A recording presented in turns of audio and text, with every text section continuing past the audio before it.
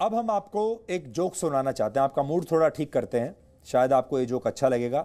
ये जोक आपकी प्राइवेसी के लिए खतरा बन चुकी टेक्नोलॉजी कंपनीज पर है और आपके ऊपर भी है। इसे सुनकर आप हंसेंगे नहीं, बल्कि आपकी हंसी और खुशी शायद नदारद हो जाएगी। आप चिंता में पड़ जाएंगे और उसी चिंता में आपका आने वाला भविष्य भी छिपा हुआ है। और जोक ये है कि एक आदमी फोन पर पिज्जा ऑर्डर करता है, जैसे आप भी करते होंगे।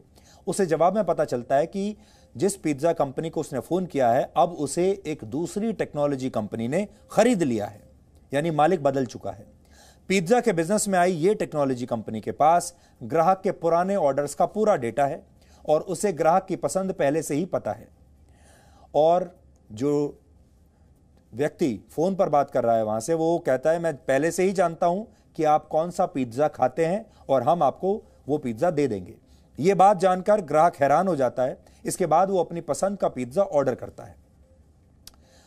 जवाब में पिज्जा कंपनी का सेल्समैन कहता है कि उसके पास इस ग्राहक की लैब रिपोर्ट भी है, जिससे यह पता चलता है कि इस कस्टमर का कोलेस्ट्रॉल लेवल बढ़ा हुआ है, इसलिए उसे उसकी पसंद के पिज्जा की जगह वो पिज्जा खरीदना चाहिए, खाना चाहिए, जिससे उसका कोलेस्ट्रॉल ना बढ़े। इसलिए वो सजेस्ट करता है कि आप ये पिज्जा नहीं, दूसरा पिज्जा लीजिए, क्योंकि हम जानते हैं आपकी जो पिछली लैब रिपोर्ट आई थी, आपकी ब्लड रिपोर्ट सही नहीं थी, उसमें आपका कोलेस्ट्रॉल लेवल बढ़ा हुआ है। अपनी इतनी सारी निजी बातों को इस तरह से पिज्जा कंपनी के सेल्समैन से सुनकर इस ग्राहक को गुस्सा आता है और वो कहता है कि तुम्हें इस बात से कोई मतलब नहीं होना चाहिए, तुम मुझे जल्दी से पिज्जा दो, जो मैंने कहा है वही पिज्जा दो, और मैं दवाई खाकर अपने कोलेस्ट्रॉल को कंट्रोल कर लूंगा, ये तुम्हारी समस्या नहीं है। इस पर पिज्जा वाला कहता है कि आपके बैंक ट्रांजैक्शंस और क्रेडिट कार्ड के बिल से यह पता चलता है कि आपने कोलेस्ट्रॉल को कंट्रोल करने वाली दवाई बहुत दिन से खरीदी ही नहीं है। इतना सुनकर कस्टमर नाराज हो जाता है और कहता है कि मैं सब कुछ छोड़कर किसी अब ऐसी जगह चला जाऊंगा जहां इंटरनेट ही ना हो, क्योंकि आप इंटरनेट के जरिए मेरी सारी चीजों पर नजर रखे हुए हैं। और आपको यकीन नहीं आएगा जब उस व्यक्ति ने यह कहा कि आपके पास मेरा क्रेडिट कार्ड का स्टेटमेंट है, क्योंकि वो बताता है कि मेरे पास आपका क्रेडिट कार्ड का स्टेटमेंट है जिसमें यह कहीं दर्शाया नहीं गया है कि आपने कोलेस्ट्रॉल की दवाई ली है। तो वो व्यक्ति कहता है कि जरूरी नहीं कि मैं क्रेडिट कार्ड पर लूं, मैंने कैश पैसा से वो दिया है। उस पर वो कहता है कि आपने अपने इनकम टैक्स रिटर्न में जो इनकम टैक्स रिटर्न आपने फाइल की है, उसमें आपका इतना पैसा दर्शा नहीं रहा, क्योंकि हमारे पास आपकी आईटी रिटर्न भी है। अब ये व्यक्ति परेशान होता है, कहता है मैं ऐसी जगह जाऊंगा जहां इंटरनेट ही ना चलता हो। इस पर सेल्समैन उससे कहता है कि आप ऐसी जगह भी नहीं जा सकते, क्योंकि आपका पासपोर्ट तो एक्सपायर हो चुका है। यानी उसे उसके पासपोर्ट का एक्सपायरी डेट भी पता था। यह सब सुनकर आप शायद हंस नहीं पाएंगे। ऐसा ही मजाक हमारी और आपकी प्राइवेसी के साथ भी हो रहा है। आज ये सारी टेक्नोलॉजी कंपनियां, अगर आप एक पिज्जा खरीदने भी जाएंगे तो आपने आखिरी दवाई कौन सी खाई थी, आपने अपने क्रेडिट कार्ड पर क्या खरीदा था, आपकी लास्ट जो लैब रिपोर्ट आई थी वो क्या थी, आपका आईटी रिटर्न में आपने अपनी साल भर की आमदनी क्या दिखाई है, आपका पासपोर्ट कब बना था और कब एक्सपायर होने वाला है। ये सारी चीजें इन टेक्नोलॉजी कंपनीज को पता है और ये सब अब आप सब कुछ आपके खिलाफ इस्तेमाल होगा। अब अगर टेक्नोलॉजी कंपनीज की मनमानी रोकने के लिए कड़े कानून नहीं बनाए गए तो यही आपका भविष्य होगा। इसका मतलब है कि आपका पसंदीदा खाना, आपकी लैब रिपोर्ट्स, आपके बैंक ट्रांजैक्शंस, आपके क्रेडिट कार्ड रिकॉर्ड्स, आपके पासपोर्ट की डिटेल्स, आप कहां कहां किस एयरलाइन से टिकट खरीद कर गए हैं, किस होटल में रुके हैं, ये सारी जानकारियां इन टेक्नोलॉजी कंपनियों के पास होंगी और आप अपनी पसंद का पिज्जा तक शायद खा नहीं पाएंगे। और खुद को बचाने के लिए आपको किसी निर्जन टापू पर जाना पड़ सकता है जहां इंटरनेट न चलता हो। कुल मिलाकर देखें तो आज सोशल मीडिया के इस युग में आपके पास उतनी ही प्राइवेसी है जितनी पोस्टकार्ड से भेजे जाने वाले संदेश में होती थी। आज मैं आपके लिए ये पोस्टकार्ड लेकर आया हूं।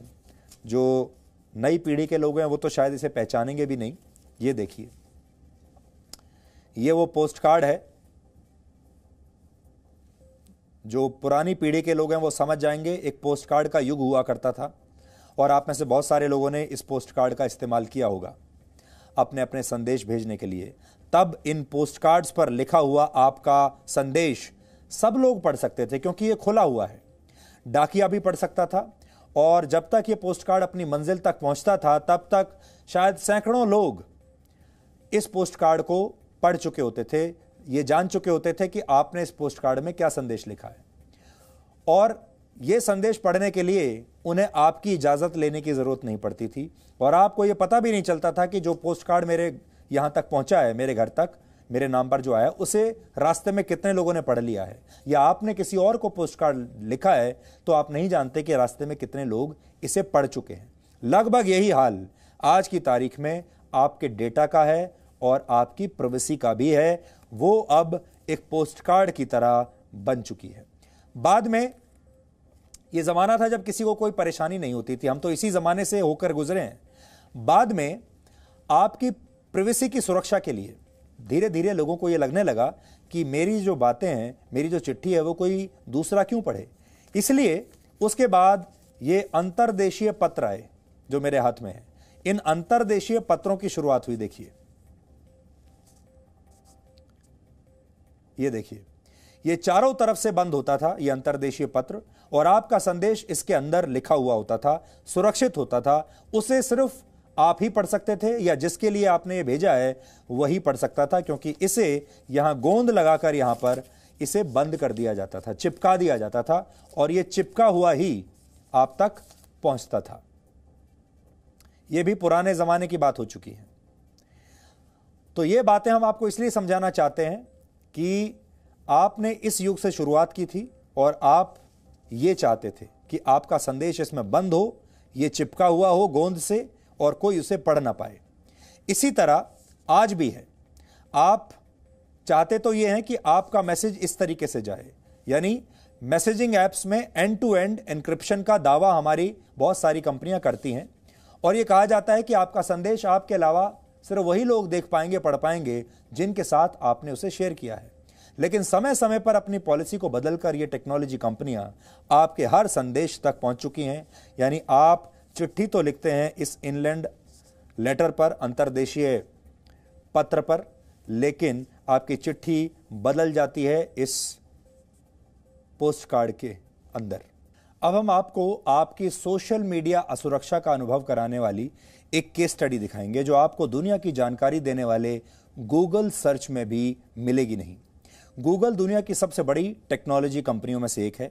आपने अपने स्कूल या कॉलेज में लाइब्रेरी जरूर देखी होगी और गूगल के पास आपके डेटा की भी एक ऐसी ही बहुत बड़ी लाइब्रेरी मौजूद है। आमतौर पर गूगल के पास अपने हर एक यूजर के बारे में लगभग 2 गीगाबाइट तक का डेटा होता है और इतने में लगभग 18 लाख पन्ने या 9000 किताबों के बराबर का डेटा रखा जा सकता है। इस डेटा में आपकी इंटरनेट हिस्ट्री, आप कौन कौन सा वीडियो देखते हैं, आप किन किन जगहों पर जाते हैं और आप गूगल पर क्या क्या सर्च करते हैं, ये सब कुछ मौजूद होता है। इसलिए सावधान रहिएगा। आप गूगल पर क्या करते हैं, क्या देखते हैं, क्या सर्च करते हैं, ये सब कुछ कहीं ना कहीं स्टोर हो रहा है। ये मत समझिए कि ये सब आपकी निजी जानकारी है। अब ये सब आपकी निजी जानकारी पोस्ट कार्ड पर छप चुकी है और इस पोस्ट कार्ड को पढ़ने वालों की संख्या न जाने सैकड़ों में होगी, हजारों में होगी, शायद लाखों में भी हो सकती है।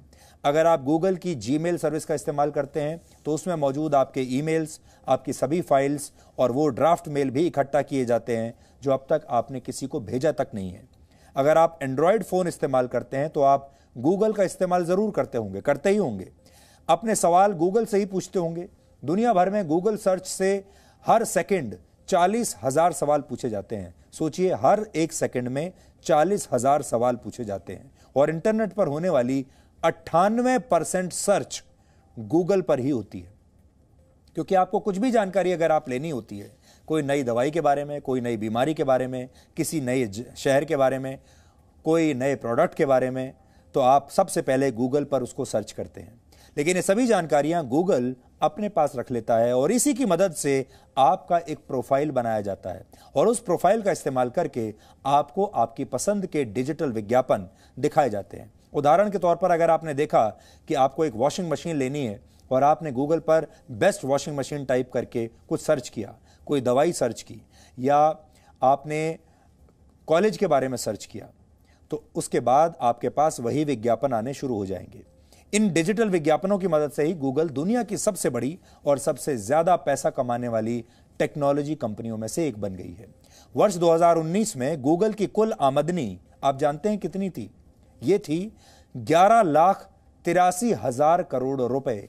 आप में से ज्यादातर लोग 11,83,000 करोड़ रुपए शायद कागज पर लिख भी नहीं पाएंगे, और इसमें से 9,86,000 करोड़ रुपए से ज्यादा की कमाई डिजिटल विज्ञापनों की मदद से की गई। गूगल ने आपको search engine, email, maps, calendar, photos और इंटरनेट ब्राउजर, ये सारी सुविधाएं दी हैं। आपने एक और बात पर गौर किया होगा, वो ये कि इन सारी सुविधाओं के लिए, सर्विसेज के लिए गूगल आपसे कोई पैसा नहीं मांगता। सब कुछ फ्री है, आपसे कोई फीस नहीं लेता। क्या आपने कभी सोचा है कि अरबों डॉलर्स की कीमत वाली ये कंपनियां आपको आखिरकार मुफ्त में ये सेवाएं क्यों देती हैं? दुनिया में कुछ भी मुफ्त नहीं होता। इसका जवाब यह है कि ज्यादातर टेक्नोलॉजी कंपनियां आपको और आपके डेटा को ही एक प्रोडक्ट मानती हैं, और आपके द्वारा दी गई निजी जानकारियों से ऐसी कंपनियां भारी मुनाफा कमाती हैं। हालांकि गूगल का दावा है कि वो एक सर्च इंजन है, इसलिए वो लोगों द्वारा शेयर की गई और इंटरनेट पर मौजूद सभी जानकारियों को इकट्ठा करता है और कुछ समय तक इन जानकारियों को अपने पास ही रखता है। भारत में करीब 50 करोड़ लोग ऐसे हैं जिनके पास स्मार्टफोन है, जो हर दिन लगभग 4.5 घंटे का समय अपने फोन पर बिताते हैं। आप भी सुबह उठकर अपना ईमेल चेक करते होंगे, ऑनलाइन समाचार या वीडियोस देखते होंगे, ऑफिस जाते समय रास्ते में सोशल मीडिया पर दूसरों के पोस्ट देखकर लाइक करते होंगे, शेयर करते होंगे। लेकिन ऐसा करके आप सुबह से लेकर रात तक लगातार असल में इन टेक्नोलॉजी कंपनियों के लिए काम करते हैं। ये इन्होंने आपको काम पर लगा दिया है। जब भी आप ये सब कर रहे होते हैं, आप ये समझ लीजिए कि आप असल में उनके लिए उनके कर्मचारी बनकर काम कर रहे हैं, उनके कस्टमर बनकर काम कर रहे हैं, और इन कंपनियों की डिजिटल तिजोरी में आप अपना डेटा मुफ्त में लगातार भेजते रहते हैं। हर दिन की भागदौड़ में शायद आपको याद भी नहीं होगा कि आप इन ऐप्स को पिछले कितने वर्षों से इस्तेमाल कर रहे हैं। व्हाट्सएप को 12 साल पहले लॉन्च किया गया था। फेसबुक मैसेंजर की शुरुआत 11 साल पहले हुई थी। स्नैपचैट को 10 साल पहले लॉन्च किया गया। टेलीग्राम को 8 साल पहले, सिग्नल को 7 साल पहले, और व्हाट्सएप विवाद के बाद इन दोनों ऐप्स को बहुत ज्यादा डाउनलोड किया गया है। यानी इतने इतने वर्षों से आप इन ऐप्स पर रहे होंगे। आज आपको एक बात और समझनी होगी, वो ये कि जो लोग कल व्हाट्सएप पर थे, उसमें से कई आज सिग्नल या टेलीग्राम पर हैं और कल किसी और ऐप पर होंगे। यही डिजिटल जीवन का चक्र है। आप गूगल या व्हाट्सएप की जगह किसी दूसरे ऐप का इस्तेमाल कर लेंगे, और भविष्य में जब वो ऐप भी सुरक्षा के मामले में कमजोर साबित होगा तो आप किसी तीसरे ऐप को इस्तेमाल कर लेंगे। लेकिन यह सिलसिला कभी भी अब रुकने वाला नहीं है। आप इन्हें कपड़ों की तरह बदलते चले जाएंगे, लेकिन कपड़ा तो पहनेंगे ही। इसलिए जरूरत इस बात की है कि आप अपने डेटा को गुलामी का कारण कभी ना बनने दें, और सोच समझकर ही अपना डेटा किसी भी दूसरी कंपनी के साथ शेयर करें, क्योंकि अगर आपका जरूरत से ज्यादा निजी डेटा आपके किसी अपने के पास भी चला जाता है तो वो अपना भी आपको डराने लगता है। ये बात आप याद रखिएगा, और ये टेक्नोलॉजी कंपनियां भी वही करेंगी आपके साथ। आप अपने बारे में भी इतना नहीं जानते होंगे जितना ये कंपनियां आपके बारे में जान चुकी हैं।